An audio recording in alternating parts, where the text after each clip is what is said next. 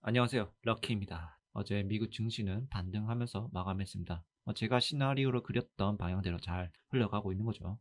어제 시장은 반도체 섹터가 견고하게 버텨주면서 장마판에 지수를 끌어올렸고, 그 과정에 제가 진행 중인 속슬 퀀트 매매가 전량 익절 나가면서 현재 550만 원까지 누적 수익률을 올렸습니다. 예수금 대비로는 3.4% 수익률 기록 중입니다.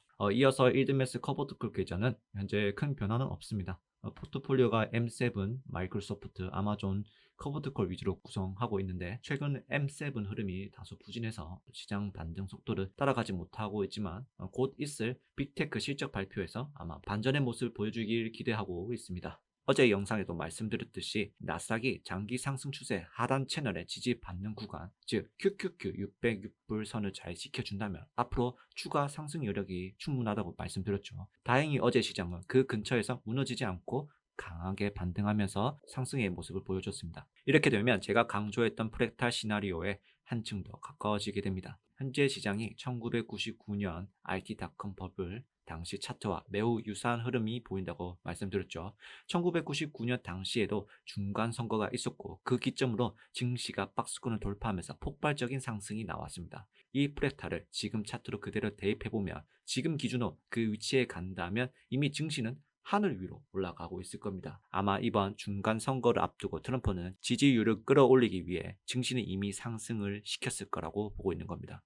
그래서 비슷한 패턴으로 과거처럼 박스권을 강력하게 돌파하는 모습을 보인다면 그 구간은 두려워할 때가 아니라 오히려 적극적으로 매수해야 하는 구간이라고 보고 있습니다. 만약 오늘의 저점 근처까지 다시 한번 눌림목이 온다면 그 자리는 향후 1년간 다시 오지 않을 마지막 저점이 될 가능성이 매우 큽니다. 그렇지만 아직까지는 첫 번째 파동에 불과합니다. 곧 이어질 두 번째 파동이 확인된다면 저는 그때는 망설이지 않고 비중을 실어서 적극적으로 매수할 계획을 가지고 있죠. 여러분도 이 점을 꼭 참고해 보시기 바랍니다. 다음은 코스피인데, 달러 인덱스와 코스피 환율 차트 보면서 확인해 보겠습니다. 이번 패턴은 큰 주기 패턴이 가능성이 높죠. 최근 달러 인덱스가 하락하자마자 코스피가 반등하고 환율 역시 소폭 눌리면서 안정을 찾는 모습이 보이죠. 안정을 찾았다고 말해야 될지 좀 그렇지만, 주의해야 할 점은 만약 달러 인덱스가 다시 강세로 돌아서고 환율이 급등하고 코스피가 하방 압력이 받는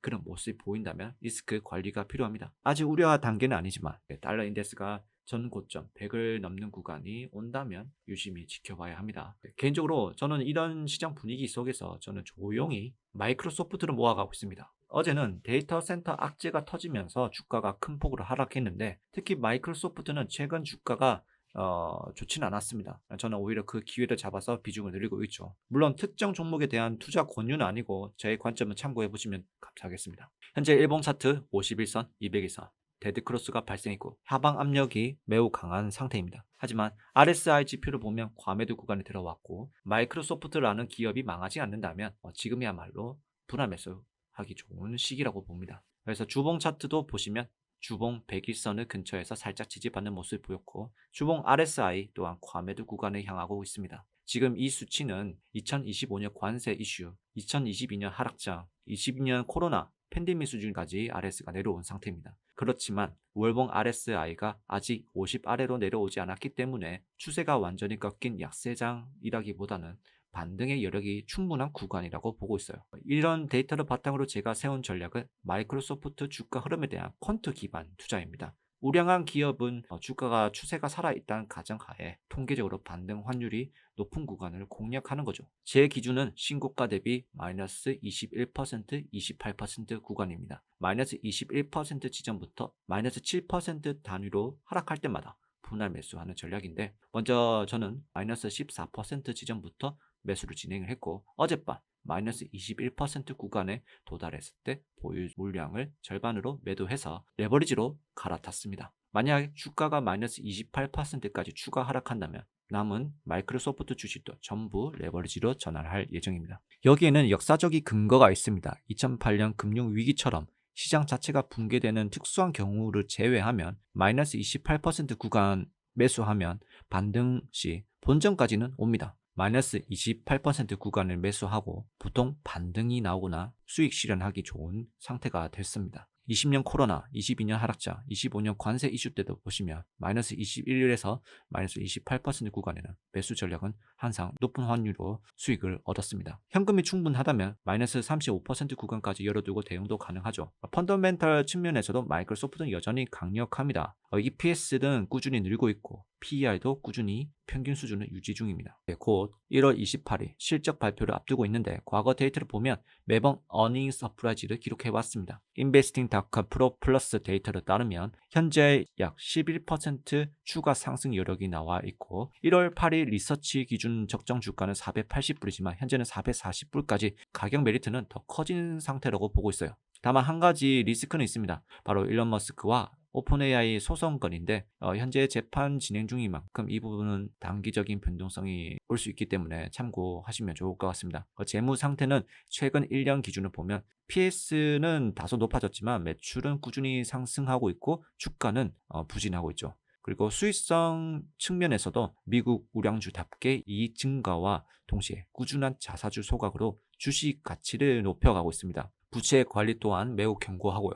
분기별 재무 지표도 연도별로 하고 크게 다르지는 않습니다. 긍정적인 요소는 오픈 AI, 애저 서비스의 폭발적인 성장률 그리고 건전한 재무 구조입니다. 반면 우려되는 것은 아직 PR이 좀 높다는 점, 가격이 조정받을 수 있을 가능성도 있습니다. AI 인프라 확충을 위한 막대한 자본 지출입니다. 하지만 마이크로소프트는 현금 창출 능력이 워낙 뛰어난 기업인 만큼 이러한 투자는 오히려 장기적으로 주가에 더 긍정적인 영향을 줄 것이라고 보고 있습니다. 그리고 이 자료는 스와트 분석인데 이 내용을 캡처해서 확인해 보시면 되겠습니다. 각자 보는 시각이 다를 수 있어서 참고하시는 게 좋을 것 같습니다. 저는 과거에 아무도 구글을 관심을 안 가졌을 때 구글을 저점에서 매수를 하면서 수익을 냈던 경험이 있습니다.